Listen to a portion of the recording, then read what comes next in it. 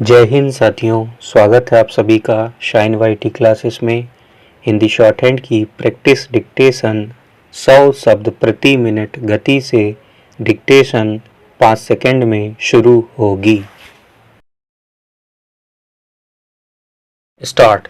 युवावस्था जीवन का वसंत काल है। विराम। इस समय मनुष्य की समस्त मानसिक तथा शारीरिक क्षमताएं पूर्ण विकास पर होती हैं। विराम। यही समय है कि संसार युवकों को आशा की दृष्टि से देखता है। विश्व के सभी छोटे व बड़े परिवर्तन युवा शक्ति की ही देन है। विराम। भारत के स्वतंत्रता संग्राम में वृद्ध युवक, प्रौढ़ बालक सभी संघर्षरत थे, किंतु उसमें प्रमुख योगदान युवकों का ही था। विराम। चंद्रशेखर आजाद जैसे युवकों के बलिदान से ब्रिटिश शासन लड़खड़ा गया था। विराम। किसी भी देश की गति और प्रगति युवा शक्ति पर निर्भर करती है। विराम। जिस देश के युवक जितने समृद्ध होंगे, वह देश उतना ही संपन्न व समृद्ध होगा। विराम। युवकों के द्वारा ही कोई देश अपने मार्ग की बाधाओं को हटाने में संघर्षरत होता है। विराम।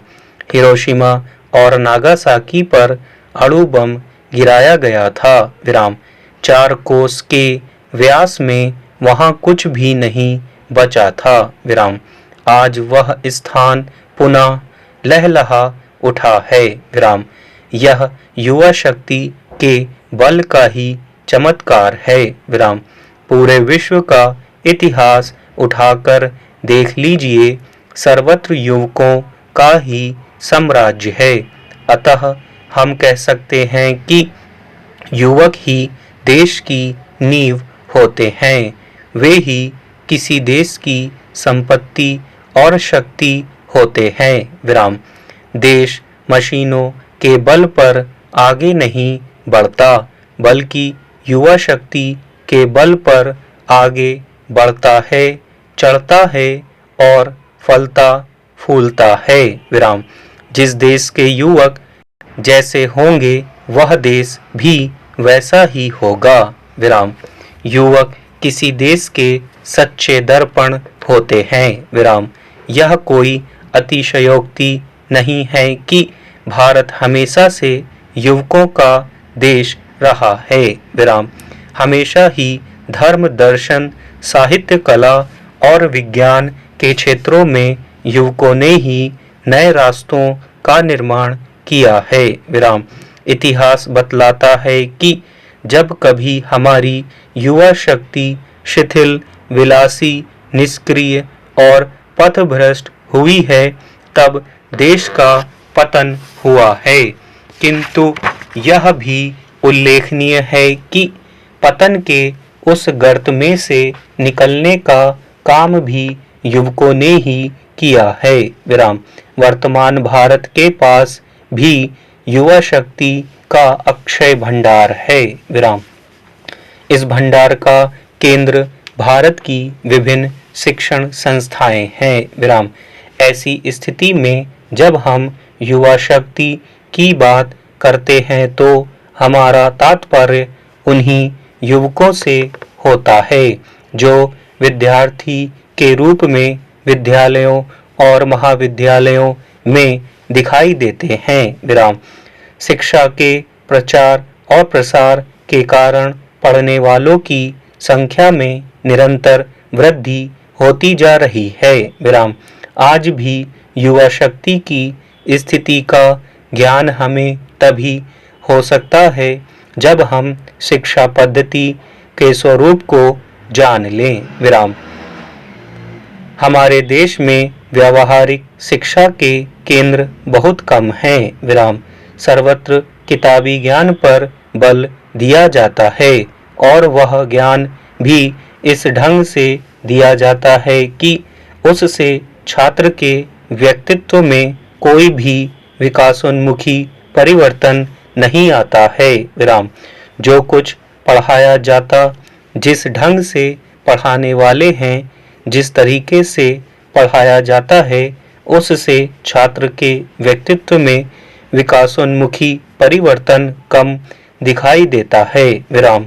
कई बार तो सब कुछ सीखने के बाद भी छात्र अपने आप को किसी भी योग्य नहीं पाता है। विराम। इसी का दुष्परिणाम है कि बेरोजगारी बढ़ती जा रही है। विराम। वह पढ़ लिख कर भी कहीं का नहीं रहता और ना ही उसे अच्छी नौकरी मिल पाती है। विराम। अब तो श्रम के प्रति उसमें असम्मान और कुसंस्कार जन्म ले चुका है। विराम। जितने पढ़े लिखे लोग आज हमारे देश में बेरोजगारी के शिकार हैं, विराम, उतने शायद किसी भी देश में नहीं होंगे। इन सब को नौकरी मिलना असंभव सा ही है। विराम। प्रतिवर्ष यह समस्या विकट रूप धारण करती जा रही है। विराम। हमारे राजनेता, प्रशासक और अभिभावक चिंता में डूबे हुए हैं। विराम। पर कोई रास्ता दिखाई नहीं देता। विराम। वास्तव में आज युवकों की स्थिति बड़ी दयनीय और शोचनीय है। विराम। माता पिता उन्हें विद्यालय, महाविद्यालय या विश्वविद्यालय में भर्ती कराकर सभी दायित्वों से मुक्त हो जाते हैं। विराम। वह वहाँ क्या करता है इससे उन्हें कोई सरोकार नहीं रहता। विराम। छात्र माता पिता के पैसे पर गुलछर्रे उड़ाता है। विराम। वह सोचता है कि मौज मस्ती का यही समय है। विराम। इसलिए वह अनुशासनहीन हो गया है। विराम। आज के युवक की यह स्थिति हो गई है कि वह बिना अध्ययन के ही कुछ कर गुजरना चाहता है। रचनात्मक कार्य का रास्ता नहीं मिलता, अतः वह विध्वंसक हो उठता है। विराम। उसके सामने देश की ऐसी तस्वीर नहीं रखी गई जिसमें रंग भरने के कार्य उसे करना हो। विराम। आज छात्र की दशा पर विचार करें तो हम उसे अत्यंत शक्ति संपन्न जीवित अणु बम कह सकते हैं, जो अपने सदुपयोग का क्षेत्र ना पाकर देश की हरी भरी केसर क्यारियों पर आग बरसा रहा है। विराम। वर्तमान युग में युवक कई प्रकार से राष्ट्र निर्माण में अपना योगदान दे सकते हैं। कारण यह है कि किसी भी राष्ट्र का निर्माण मात्र राजनीतिज्ञों के हाथ में नहीं होता है। विराम। जब तक जनशक्ति या युवा शक्ति अपना सहयोग नहीं देती, तब तक राजनीतिज्ञ कुछ भी नहीं कर सकेंगे। विराम। देश की युवा शक्ति ग्राम विकास में अपेक्षित योगदान दे सकती है। विराम। वह अनपढ़ लोगों को साक्षर बनाकर उनकी गरीबी हटाने में मदद कर सकती है। विराम। युवक यदि गांव के विकास का संकल्प ले लें तो गांव न केवल विकसित हो सकते हैं, बल्कि ग्रामीण जीवन अपनी सार्थक स्थिति में आ सकते हैं। विराम। आज स्थिति यह हो गई है, युवक गांव से शहर की ओर आ गए हैं। विराम।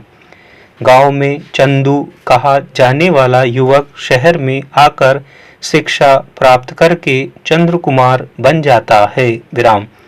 उस स्थिति में वह अपने गांव को भूल जाता है और उसे घृणा की दृष्टि से देखता है। विराम।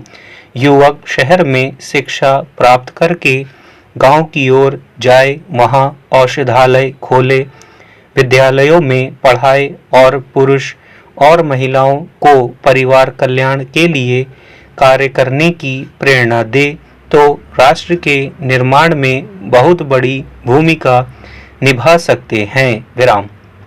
इतना ही नहीं, युवक यदि ग्रामीण लोगों को वैज्ञानिक ढंग से खेती करना बतलाए, सहकारी समितियों द्वारा लघु कुटीर उद्योगों को विकसित करने का मार्ग दिखलाए और ग्रामीण लोगों की समस्याओं को समझकर उसे दूर करने का प्रयास करे तो निश्चय ही ग्राम विकास में अपना उल्लेखनीय योगदान दे सकते हैं। विराम।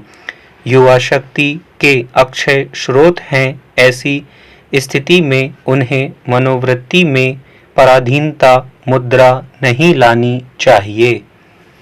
स्टॉप।